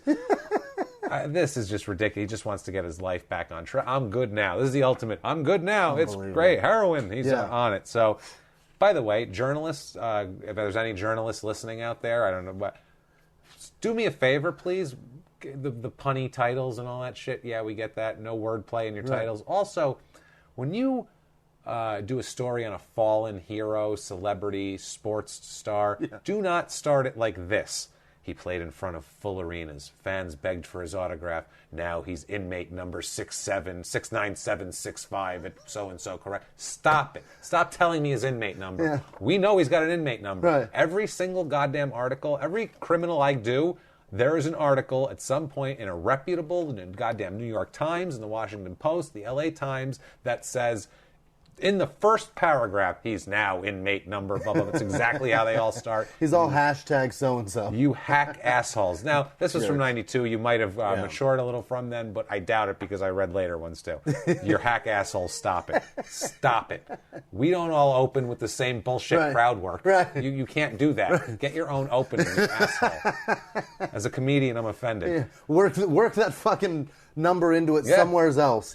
But don't start with what he used to do. We get it. That's why we're reading your bullshit article. Now, they're talking about he's saying he's returning to boxing when he gets out. He'll be 36 years old. He's ready to rock and roll. 36? 36. Same thing Tommy Morrison did. I'm in my prime. I'm in my prime. Jesus. My hands are quick as lightning. Now, Bob Arum here, the old promoter here, who said he was the greatest young talent he's ever seen in his life, at this point said, quote, "It was a treat to watch him in the ring because he fought with such pent-up fury. He would knock a guy down and spit on him before he went to his corner. With rehabilitation, who knows how much of that ferocity is going to be left." How silver-haired can you be? You're like, I mean, yeah, he was an animal and a rapist before, but now... Have you seen him fight? Now he's not going to have that, and I just have no use for him at this point. I mean, maybe if he's willing to climb through a window and really assault a woman, then I could get on board with his boxing future. We're going to set him up with an abandoned building, and we're going to put all kinds of traps in the way and see if he can go in there and get the T-shirt out of the closet. Clock radios everywhere. So April 1999, he's paroled. He's released from prison. In 99? 16 years in the joint. So you got 1 year past the minimum. 1 year past, yeah. 98, he was eligible. They said, back it up a two-time loser that threatened to kill 2 women after raping one of them horribly. Horribly. And he's out in 16 years. 16 years, no problem. Thanks, Texas. May 99, Tony and Lisa remarry. She marries him again because he's out. This is just fluff piece galore at this point. I mean, it's the return of the bull. They can't stop talking about him. Unreal. There's so many fluff pieces, I can't even keep them straight. It's insane. Sounds like those people want to bet on him. And guess who becomes his manager at this point? Oh, tell me.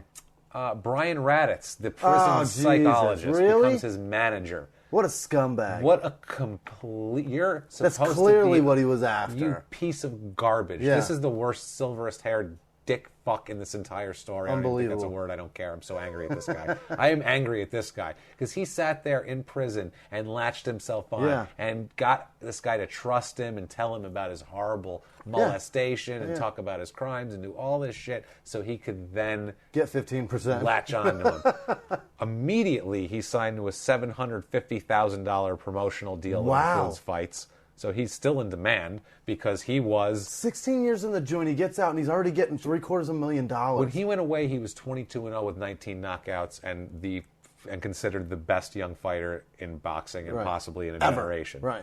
Think about that. So they're still like, we still want to see him fight. Maybe he's still good. $750,000. Yeah, he gets that. So August 20th, 1999 is his first fight back. He fights Manuel Esparza, who's like pretty much a landscaper who took his long sleeves off and went into the ring and let the piss pounded out of him by this guy. Jumped in the ring. He didn't even bother to take off that big... Yeah, didn't even bother to take off the hat. No, but he took his rake. He left that Raiden hat on. Put my rake down, and then he got in the ring and was like, oh, he's hitting me, and he got beat up bad. Can I fight with the leaf blower? Yeah, can. And then Dan Duva was saying what a horribly drunk Mexican he was. That's what happened. So it's in Freedom Hall in San Antonio. He wins by TKO. They have to stop the fight. It's ridiculous. He wins the next 5 fights against nobodies, too. I mean, obvious. I mean, he's got to get his legs back under him. He's fighting nobodies. He's knocking them silly. And he's not his old self, though. No. It's clear. He's good for what he is. He's angry. But he's angry, and he's a good fighter still. He always was, and he's tough. Anger is good for everything. If you can harness it right. If you can, if he just kept it inside the ropes, great. That's what you do. That's how you are successful. That's what that sport's designed for. That's how, every sport is designed, especially football, boxing, aggressive You keep it inside the sidelines, you're fine. You're fine. You can't bring the animal shit out. That's where it goes wrong. Now, there is a fluff piece in the Chicago Tribune on January 11, 2000 called A New View of Life. And it is as fluffy as it comes. It starts out, the first half of it is all about his first Christmas as a free man. And his first Christmas in 16 years, it was free. I'm grossed out. He was going to go to bed early, but then into his house came a mariachi band that his friend hired for him, and it was the most loving gesture, and he was so happy. But at no point in this article did they go and ask that other chick how her last 16 Christmases have gone. How's your last birthday? How was your last 16 birthdays? You guys go out and party on your birthday, or do you sit in a fucking room with the door locked snugly with a gun in your hand? Which when one? When that entire staff at the Olive Garden comes to sing you happy birthday, do you envision them all with knives? Yeah. Do you say no drunk Mexican ones, please? So he says, Raditz at this point says that he doesn't have the emotional baggage anymore, Ayala. He's going to be a better fighter because he doesn't have the emotional baggage. This is what Raditz is saying. He knows nothing about boxing, first of all, obviously. Because listen to what he said. Quote, he's going to be a better fighter than he was. His hand speed already looks faster in tapes. No, it doesn't. There isn't a 36-year-old man alive whose hand speed is better than when he was 19 right. and training every day and hitting the speed bag since he was 5. No, you are a snake oil salesman. You complete and utter... He was telling him, oh, your hands look better than ever, man. No, I'm telling you. He's like, really? They do? And he's like, no, yeah, they are. Yeah. For sure. So I get 10%, right? Asshole. Piece of garbage. So...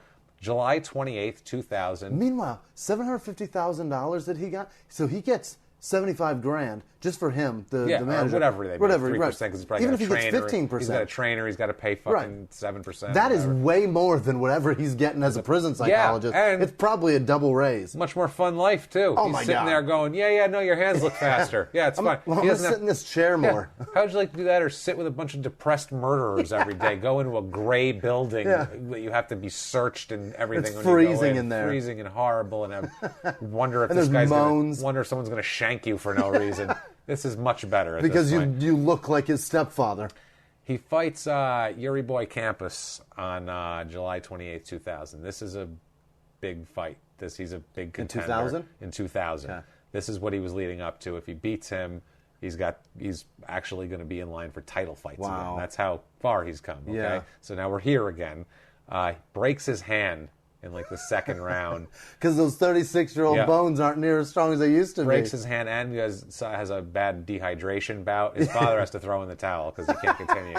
He stays in the corner during, I think, between because Krampus does, or what is it, Krapitz? What is his name? Raditz. Yeah. Krampus. They're faster and more fragile now, his hands. They're great. But Kratitz doesn't know how to throw a towel. His dad's in the third row, and he's like, God damn it, throw this. Throw this, right? So and this shit. He's disappointed at this point, obviously. He's got a little bit, whatever. I can see a little melancholy going on here.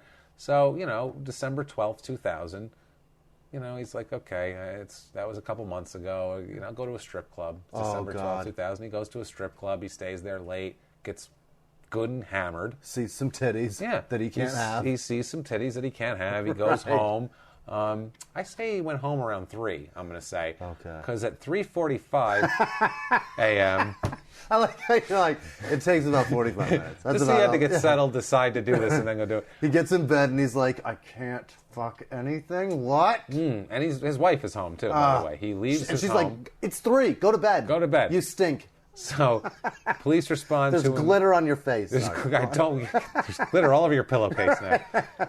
They respond to an intruder call to find Tony Ayala shot in the left shoulder in a house that's not his. Yes! He's in someone else's house, shot in the shoulder. He's taken to University Health Center in San Antonio. He's in stable condition. Basically, he met this 18-year-old girl named Nancy Gomez at his gym, at his father's gym. Yeah. She's a senior in high school. She's staying right by now him. She's wounded, man.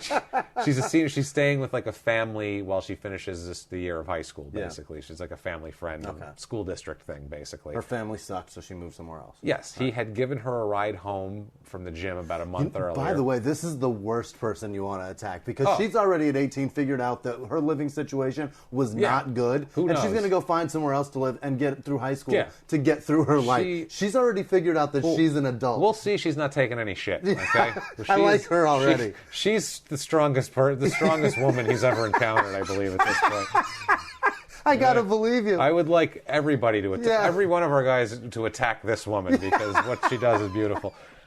He gave her a ride home about a month before the incident. If you hear a little jingling and jangling, that's Frankie the Crime and Sports Dog eating Chad Curtis. Not on Chad's face. So gave her a ride home. And apparently he remembered this and knew her. He enters through an unlocked back door into this house at 3:30 in the morning, made his way into the girl's room. She sees him in the hallway, like about to go into the room. She screams and takes off and goes into the other room with the other woman who's there. There's 2 children in the house also. Oh, Jesus.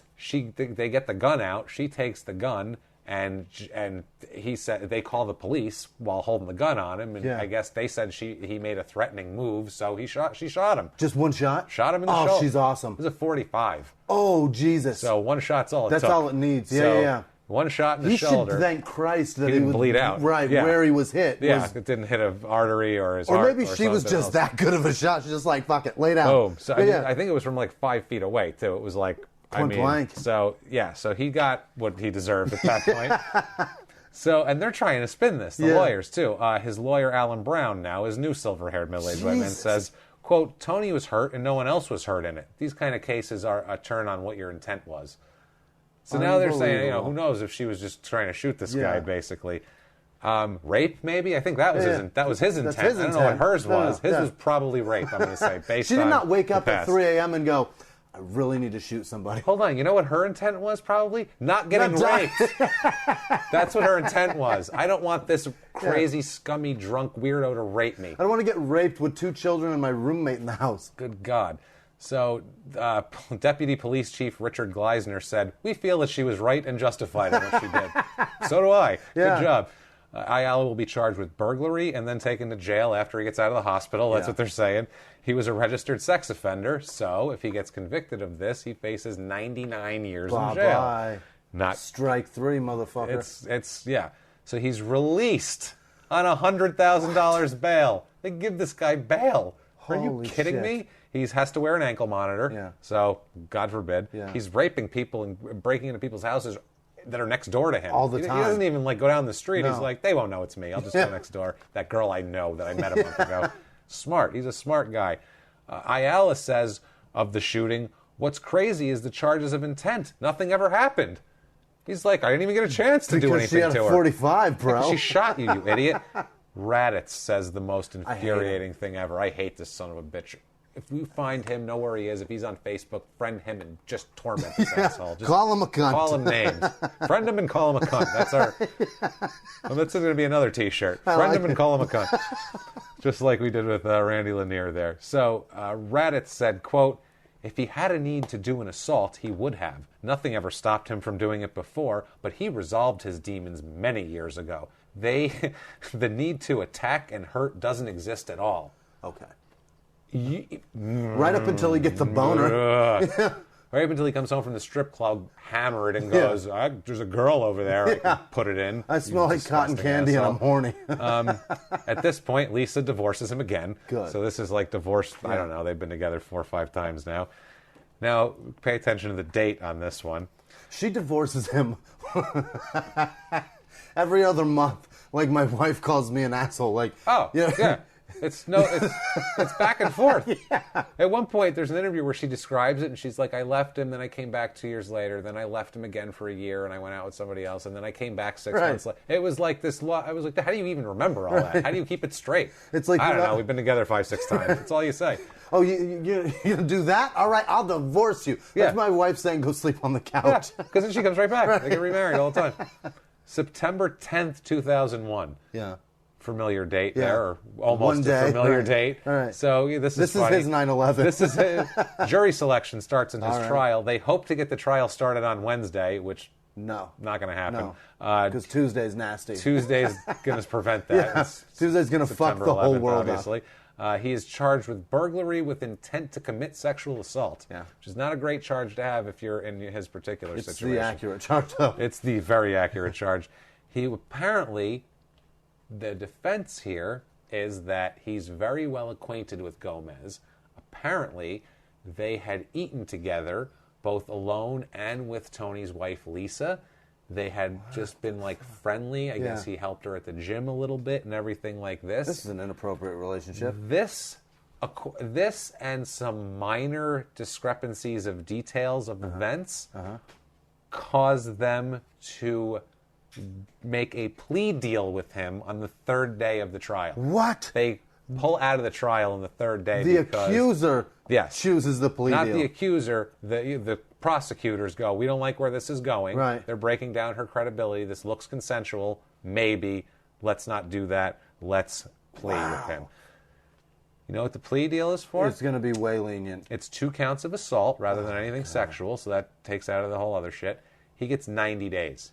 What? But, he does get to serve it at home also. You gotta be shitting me. House arrest for 90 days. Unbelievable. After his history, he broke into another woman's house with obvious intentions. And the judge just goes for that? And they go for... No, the prosecutor made the deal, because they said it's either that or nothing, basically. It has nothing to do with the judge? They were afraid of being acquitted, because he had a good lawyer team, basically. He's got money, he's got lawyers. They just work it out themselves? They worked it out. Wow. That's what it was. He gets 10 years probation after the whole plea deal. That's the plus the 90 days. That's his 10 years probation. But who cares? This is the first time he gets to actually say to the judge, "You, sir, may fuck off." So yeah, that's what I mean. He's burned how many judges now? The Unbelievable. 1 rape, the 2 rape, this a home invasion now. He's getting off Only on. one judge has actually been able to fuck his life up. Yeah, give him what he deserves. Really. I mean, that was 2001. He gets out of that. 2002, and he's fighting. By the way, this time constantly. He's fighting. No, not constantly. He only has a few actual fights here. After the Yuri Boy thing, it kind of goes a little sideways for him. He has a couple of decent fights, and then he's kind of in a limbo at this point. And he actually ends up having a title fight also, which is interesting. But December of 2002, he's arrested. Guess what he's charged with? Having sex on 2 different occasions with a 14-year-old girl. Oh, my God. You piece of shit. Yeah. I got it again. The worst. Claims were that in November of 2002, they had sex once in the backseat of his car and once at his parents' home around Thanksgiving time. Gross. This was a girl that he knew through the gym, again, and, he met her there. He's being held in custody since November when he's arrested. He's being held in December. Now, January 27th, 2003, the charges are dropped. What the fuck? This guy skates. He walks on water, this guy. I swear to God, there are books written about him, and somewhere under the earth on the opposite side of the world, there's people worshiping this guy because he walks on fucking water. So we've got a system that has... insane. There's got... The amount of people that are in prison in America, there has to be some that are innocent. Yeah. Just statistically, there has to be. Absolutely. But for all of those, sorry guys, because we have this fuckface walking around. Yeah. You know what I mean? I feel bad for you for being back there and not done anything, but look who's out. Let's get these guys out. So the prosecutor withdraws the motion at this point to revoke his probation and everything because apparently the 14-year-old testified on the stand. Oh, good for her. That she pursued him at the gym. It doesn't matter. No. She's 14. That doesn't matter. Don't get to, that doesn't matter. No. After meeting him at his trainer's gym, it wasn't his father's gym. It was a different gym. She admitted to having different versions of the story. Haven't you seen To Catch a Predator, dear? Then she says that she made up charges of molestation against her stepfather when she was 10. And they asked her why, and she said she made up the charges against her stepfather because, quote, she was mad at him. Wow. So this makes her look, they don't want to mess around anymore. So her lawyer advises her not to continue testimony. Yeah, literally, the prosecutor stopped and had the court appoint her a lawyer. They said she needs a lawyer because of perjury. So the lawyer said, shut the fuck up, get off the stand, drop this whole thing. Prosecutors dropped it. That was that. All charges dropped on him. He's got no... He's such a mess at this point. His lawyer, too, Jimmie Parks, another white-haired, silver-haired asshole, says, quote, when you're facing these kind of ramifications, 10 years in prison with so little of your boxing career left, like that matters, asshole. I give a fuck. And maybe you'll be able to fight for a title. Obviously, it's a great relief for Tony Ayala.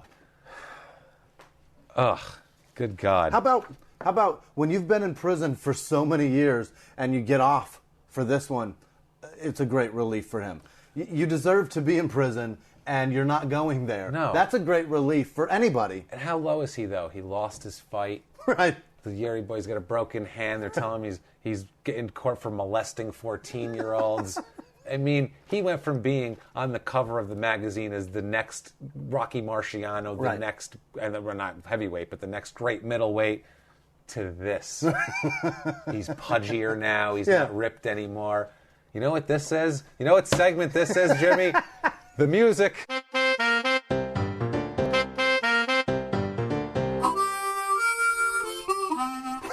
How is it that you have arrived to be here?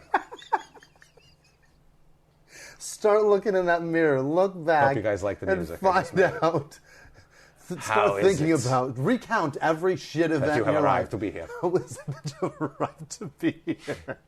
This is the point where he should really be asking himself. You're absolutely right. Because when I looked back a minute ago, going, this is rock bottom. No. This is absolutely rock bottom. We have not gotten to rock bottom What yet. the fuck? We are so deeper. close. This goes deep. He can touch like lava from the center of the earth. This goes so much deeper. Okay. At this point, his mother, Pauline Ayala, says the understatement of the century, quote, "Sometimes I think boxing is made by boys grow up too fast." They found out about life, girls, everything too early. And no heroin. Shit. Heroin and shootings and rapings and pillagings and general insanity and mischief. About the Campos fight that he lost, he says, in their own words, quote, "I'll be back. I won't be like I thought. It won't be like I thought it would be, but I'll fight somebody in November. I had big plans. This is a setback, but after spending 16 years in prison, this is petty compared to that." I'm gonna be fighting. I don't know who it'll be, but maybe I'm fine. Maybe in a drive-in bathroom, but I'll be fighting somebody. I'm good now. God damn it. So I get pent up and get a boner and glitter and cotton candy smell all over me. Yeah. I'm gonna find somebody to fight. And he keeps fighting, and he fights finally, because after the Campos fight, he fought in July of 2001. Then he fought in November of 2001. While that whole thing was going on, just fighting away. He's fighting away. He fought in September 2002, and finally on April 25th, 2003, he fights Anthony Bonsante for the vacant IBA super middleweight title. And he's winning all these fights. The only one he lost was to Campos. That's it. Wow. Everybody, he's still. So he gets a title fight. That's his only career loss at this point. Does he lose the title fight? He loses the title Good. fight. He loses the title fight. It's at the Thunderbird Wild West Casino in Norman, Oklahoma, which sounds like a shithole. That sounds terrible. Sounds like it's on the side of like I-10 or something. It sounds like it's one of those ones where there's nothing around it. It's just desert, just a field plain with just a building stuck. And then all of a sudden there's just like bright lights for the Indian casino. Yeah, if a tornado comes through, it's gone. Just gone. So November 15th, 2003, that was his last fight. Right there. That loss is his last fight, because on November 15th, 2003, we get kind of part one here, he gets pulled over at 11:30 at night for speeding and receives a ticket. He had 4 outstanding traffic warrants at that point, but the problem is that his curfew is at 10 o'clock. Because he's on that house arrest shit, yeah. So this is at 11:30, so he's an hour and a half past curfew. So on December 4th, they take him into custody once they process the whole thing and realize what's going on. He's taken into custody for the violation. He's held, and then they end up releasing him, and that all goes away somehow. I don't know. He pays off the tickets. What the fuck? It's just that's it. It's gone. It's over. He doesn't have to do any time. House arrest violation. Nothing. Send his shit to jail. Fine. He's good now, Jimmie. Wow. Jimmie? He's good. He's good now. Come on, man. Jesus. Cut the guy some slack. He's had it tough, you know? Cut him some slack like he cuts off Victoria panties. So, July 8th, 2004, he finds himself back in the pokey here. Jesus. The previous weekend, over the 4th of July weekend, he's pulled over. There's a traffic stop. At this point, he's being held without bail because he was charged with speeding, driving without a license, no proof of insurance, and possession of heroin and drug paraphernalia. So now he's back on the horse here. He is now doing heroin again. He's gone full circle. Now he's not just a drunk in a mess. Now he's doing heroin again. Now he's really at the bottom. His career's over. He knows it. This is a mess. He's doing heroin. He's reaching for some semblance of normalcy. From that whole thing, he refuses to take a drug test, which is kind of a shady sign right there. It's a red flag for me. I'd rather not. Rather not, actually. No, I don't think so. Tells his probation officer that he had used heroin, and also that he was also found with a sexually oriented magazine, unquote. There. Awesome. Quote, sexually oriented I'd like to magazine. know which one. Was it like Playboy? It doesn't where it was say. like, That's the quote, sexually oriented magazine. I'd like to know, though, because is it just the goofy jokes that he's getting involved in? Or is it like Hustler, where it's like a little more, or is it like Club, where it's like they show the penetration and all that shit? I don't know. Is there a magazine where it shows women tied up with their own socks? I'm sure there is. There probably there is. There absolutely is. Especially back then. Yeah. So that's another probation violation of his sex offender status, like a jackass. So he is fucked at that point. He is then sentenced to 10 years. Yep. put away for 10 more years at this point for all of these probation. And he's 37 now? Yeah, all of this bad shit that he did, 14-year-old girl, all this horrible shit, he gets pulled over. That's what takes him down. That's the one that does it. It's like Randy Lanier with his truck, Ben Kramer with his truck getting pulled over truck, and the dominoes falling. Yeah. That's what this is. Good. That knocks the dominoes down. He is in prison 10 years. November 2012, he's denied parole. Good. So he's in there now 8 years going on that. The thing, everyone that ever had anything to do with this man, anyone, think about his family, it's like they've had to navigate through his choppy wake. Like Ben Kramer with a head full of cocaine and a fucking barge full of weed. You know what I mean? Just, hey, we're almost... That's what it is with this guy. He's and they're all scum. behind him on Sea-Doos trying to navigate those choppy ass waters. Get him into the port. Yeah. It's pathetic. So on April 16th, 2014, he's allowed to attend his father's funeral in San Antonio. Really? His father dies on April 10th. He's allowed to attend the funeral. And then April 25th, 2014, he's released from prison. They let him out. It's 10 years. He did his 10 years. They didn't let him out early, though. I think it's 10 years. They did. Yeah, he got the whole 10. Yeah, he did the whole 10. I mean, and he went to his father's funeral. Did he go in like shackles and shit? No, and like a beige? No, they let him go because he was like 9 go. days from his release or 11 days right. from his release. Yeah. So they were like, yeah, let him go, supervised, whatever. And so he'll come back. Post prison, he starts running the Zarzamora Street gym, which is his father's gym that he starts running with his brothers Mike, Sammy, and Paulie. But I guess Tony is the guy who like owns it and runs it. Basically, it's his gym. He should just go through life. Just go until May 12th, 2015, when he's found dead inside the Zarzamora Street gym. Yes! Dead. That's awesome. Dead. Heroin overdose? A needle full of heroin. Yes! A needle full of heroin in his arm and a bag of heroin on the table next to him. This is the best death ever. A ball of heroin wrapped in... I love it. They assume it's drug-related. And then on July 9th, 2015... Bexar County medical examiner finds his cause of death to be heroin toxicity. Yes! He fucking did it to himself. The best. You utter piece of garbage. Shall we give him a salute and go fuck yourself? Goodbye, you utter piece of garbage, irredeemable human scum pile. See? Nothing like Willie Mays That's Aikens. fantastic. You felt good for That's Willie a Mays good Aikens, ending. didn't you? That's You didn't a feel good for solid him, ending. did you? Yeah. So there we go. So at this point, he is The rotting only thing that could somewhere. have been better would have been if like Johnny Cash's Hurt was playing over and over. He's rotting in the somewhere. gym. Yeah. Nope, he's rotting. Rotting. That's fantastic. I love that ending. It's amazing. So he's dead now. Yeah. They had a big thing. His wife, his estranged wife, and his brother are fighting over control of the gym at this point. Really? I don't know what happened with that because, you know what? I don't give a fuck about this whole clan anymore. Once he died, I'm like, I hope all of you... They're the type of people, you know, like on a game board, if a kid's losing, he'll just sweep it all off. I want to just sweep them all off like a bad game of checkers. Like a game of checkers where you have 3 kings, I have nothing, and I just give up. And I'm just, I don't care anymore. Like you're throwing a screen 25 feet away from a window. It's you have 3 kings, and then like the kid goes, king me again, and you're just like, fuck it. That's what I want to do with the whole family. If he has any kids, I want to put a pillow over him to make sure that nothing else happens with them. I'm tired of it. Just end it all. Tony Ayala Jr., kiss our asses. Goodbye. Goodbye, fuckface. So that's good. He's dead. We're all happy. That's Tony Ayala Jr.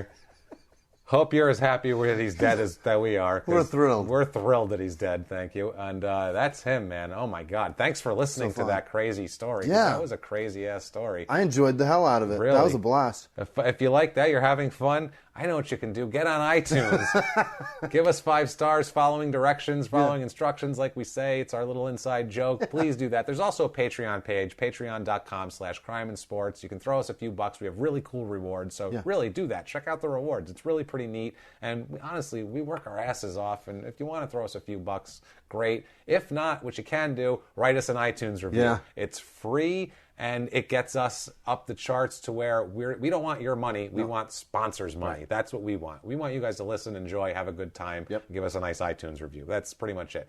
We want sponsors' money. Yeah. So do that, please, for us. It helps us out. If you like us, it'll help move us along. And this podcast world is so fun. It's fun, man. We're having a great time. We're six months into this thing, and it's such a blast. It's you guys. Our listenership, we can't tell you, I don't want to get into numbers, but we can't tell you how much it's grown lately. It's ridiculous. It's incredible. It blows us away. We're kind of just dumb. It's just silly to us at this point right now. It's getting silly, and we just want to thank all of you guys.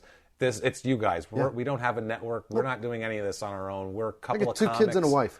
We're comedians. We don't have a network. We're not journalists. Yep. We're a couple of guys trying our best to make a funny show that's informative and give you guys a good hour and a half or so to listen and laugh at an idiot with us. So help us out if you would. Crime and Sports Movement. We love you so much. Follow us on social media at Crime and Sports on Twitter, Facebook.com/crimeandsports, crimeandsports@gmail.com. Yeah. Any of those things. Send us a letter. We love those. Send us a letter. I love correspondence, especially from That's Busby. Great. Email us. Follow Frankie the Crime and Sports Dog on Instagram. There you go. Follow all of our friends. Also, Twitter guy. All of our people like Twitter. Start following each other. Yeah. And talk, and we'll have like a little community. We're working fucking on it. Gang. Thank you guys. Jimmy, you want to hit him with your social media? I'm Jimmie Whisman. You can find me at Whisman Sucks, WHISMAN Sucks. That's on Twitter, Instagram, and that fun piece of shit Snapchat. Oh, man. I'm at Jimmie P. is funny. You can find me there. And honestly, guys, Crime and Sports Movement, we love you so, so much. Thank you, thank you, thank you. Live from the Crime and Sports. If you like crime and sports, you can listen early and ad-free now by joining Wondery Plus in the Wondery app or on Apple Podcasts. Prime members can listen early and ad-free on Amazon Music. Before you go, tell us about yourself by filling out a short survey at Wondery.com/survey. In the 1980s, a rosé swept the country. Hey, Mike, I really like this White Zinfandel. Well, good. Now put it down. We're going to try another one. White Zin became America's top-selling wine. But most don't know that this sweet drink has a sour history. What began in 1986 with counterfeit bottles. A big fraud, a multi-million-dollar fraud. Sent investigators chasing one of the most powerful families in the business, the Licciardis. But the closer the feds got to them, the more dangerous things became. It's a story of deceit. At the time, I was paranoid. Threats. You touch my kids, I will kill you. And murder. With a .22 caliber bullet to the head. What started with a scheme to mislabel wine spilled into a blood-soaked battle for succession. Welcome to Bloodvines. You can binge listen to Bloodvines exclusively and ad-free on Wondery Plus. Join Wondery Plus in the Wondery app, Apple Podcasts, or Spotify.